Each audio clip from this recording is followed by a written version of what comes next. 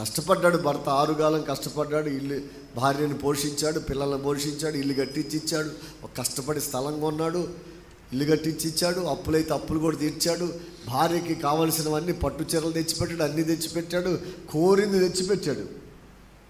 ఆయన బాగాక మంచాన్ని పడ్డాడండి.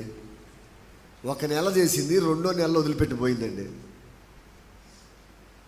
భార్య అని అంటారా అమ్మా? భార్య అని అంటారా? నీ ప్రేమ ఎప్పుడు కావాలి నీ భర్తకి? భార్య ప్రేమ ఎప్పుడు కావాలి భర్తకి? ఆయన కష్టంలో ఉన్నప్పుడు కదా. ఆయన తెచ్చిపెట్టినప్పుడు అబ్బా మా ఆయన, అబ్బా మా ఆయన అనుకున్నావా? ఆయనకి ఏదో పూట కష్టమైతే సణుగుతావా, గొణుగుతావా? ఏమండి, ఇప్పుడు మంచాన్ని పడితే వెళ్ళిపోయిందండి ఆ పిల్ల. అసలు ఏం భార్య? నేను అనుకున్నా ఇట్లాంటి వాళ్ళు కూడా ఉండారా అనుకున్నాను. నేను ఇట్లాంటి వాళ్ళు కూడా ఉంటారా? ఉండారు. మరి పిల్లరా, మేము ప్రమాణాలు చేయించాక పెళ్ళిలో ఏం చేసాం గుర్తు చేసుకోండి. పెళ్ళిళ్ళు చేసుకోండి.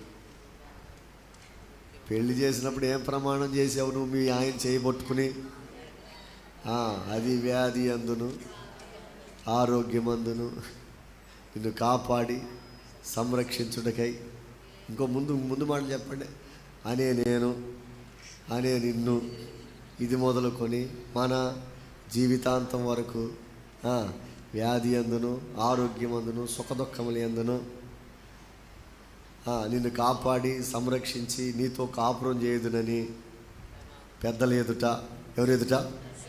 సంఘం ఎదుట, దేవుని ఎదుట ఏం చేశారు గుర్తుండయా?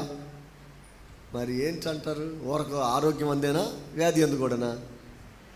సుఖం అందేనా, దుఃఖం అందా?